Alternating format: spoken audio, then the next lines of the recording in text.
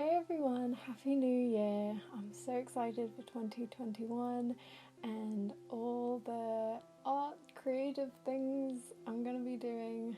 It's exciting. I'm going to start this year off with an in-depth tutorial of how I made this seascape. I'm so excited to be able to share this video and make this tutorial available online. If you follow along, please tag me in photos. I'd love to see what you make. And if you want to own this piece, it's up on my Etsy shop. The link is in the description. If you like this video, make sure you like it, give it a like, and subscribe if you want to see more. Let's get to it.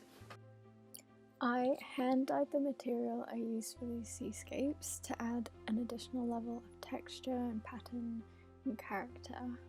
I dyed this material with future projects in mind, so I did a lot of blues because I knew I wanted to make seascapes. I'll go into more detail about my ice dyeing process, which is so simple and easy, and the results are just stunning. You can see on the screen the materials that I use. So I start by soaking the material in soda ash to enhance the colours, and then scrunch up the material and place it on a drying rack. Then you put ice on top of it and then pour the dye powder over the material, and then you just wait for the ice to melt. I kept this on overnight, and then you wash it out, and I put it in the washing machine, and let it dry, and after that the results are just lovely. I just keep staring at the material over and over again. It's beautiful. So over time I have collected fabric scraps as well as dyed my own fabric, so now I have a lovely little collection to work with, and I pick out various colours and textures to experiment with. I start by finding a picture of the ocean as a reference. Sometimes I think I know what something looks like, but as soon as I try to replicate it, I realise I have no idea, so it's helpful to have a reference. So my base is this beige colour that I use also for the sand, and then I start pinning strips of blue to it and just kind of experiment with where the strips look good and in what order, and I cut out, various shapes.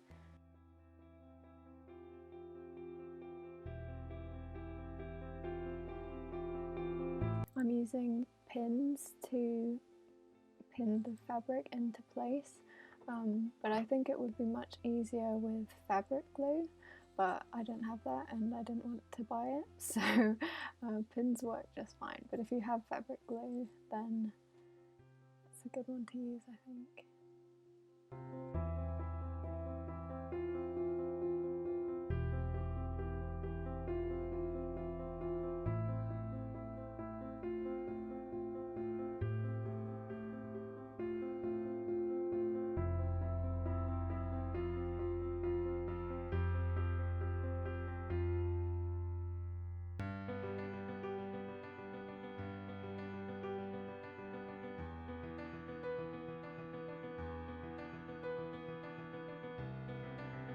I use some light blue for the final wave, and then I cut it to imitate the wave in the reference photo.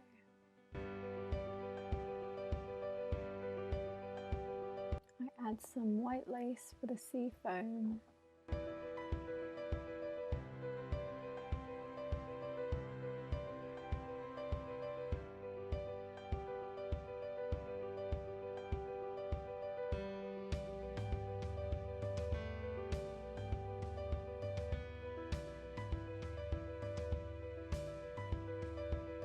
And I cut out some of this doily to add texture to the sand.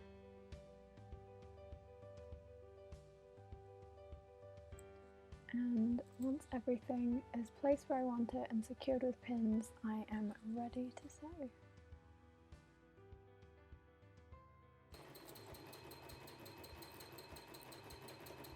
So I am a free motion novice and I didn't really know what I was doing a lot of the time. I had loads of mistakes along the way and there were so many moments where I was like, okay, I should just give up, I don't know what I'm doing. But I think the biggest lesson that I learned was just getting used to free motion, and it just takes some time to get used to it and it takes a lot of practice. I think this was like one of my first times doing it, so yeah, I really can't expect myself to know exactly how to do it the first time. So once I just kind of gave myself a bit of grace, I started to enjoy it more. One of the big things I think is that you need lots of control over the speed at which you sew, the speed at which the needle goes down, and your hands and how you move the material. Yeah, and so for seascapes, I think it adds a bit of character if your lines are wonky, as this kind of imitates the waves. So I wasn't too concerned about all my lines being perfect. I used various shades of blue thread to sew the ocean and the sky, and I used the free motion sewing technique to make sure the fabric was sewn together well and that it wouldn't come undone, as well as to draw lines and patterns with the thread.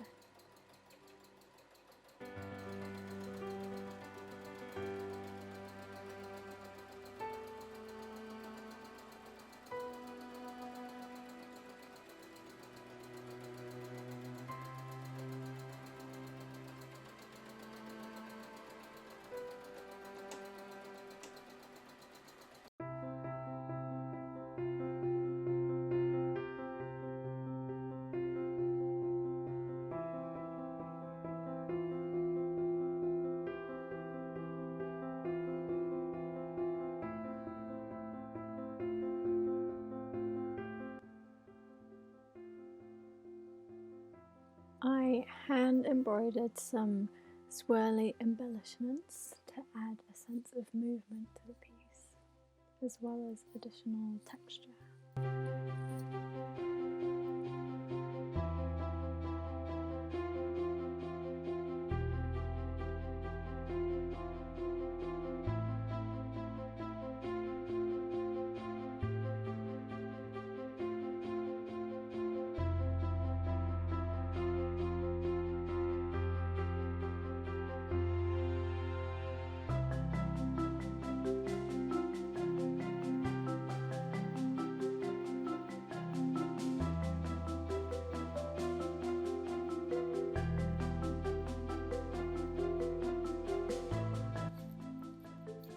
To finish this piece off, I sewed some white fabric to the back to cover all the threads and the mess on the back. I sewed this fabric on using the zigzag stitch, that's hard to say, and I set the length at a low setting so that it will create a border.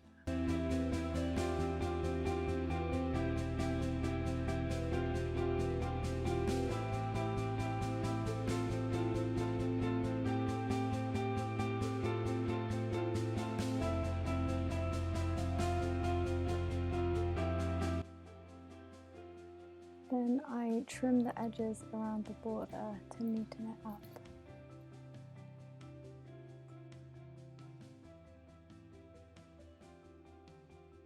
And it is done! Thank you so much for watching this video. I hope it was educational and inspirational. And if you like this video, make sure you give it a thumbs up and subscribe to my channel for similar content. If you sew along with me, please post a picture and tag me on Instagram or Facebook. I would really love to see what you make.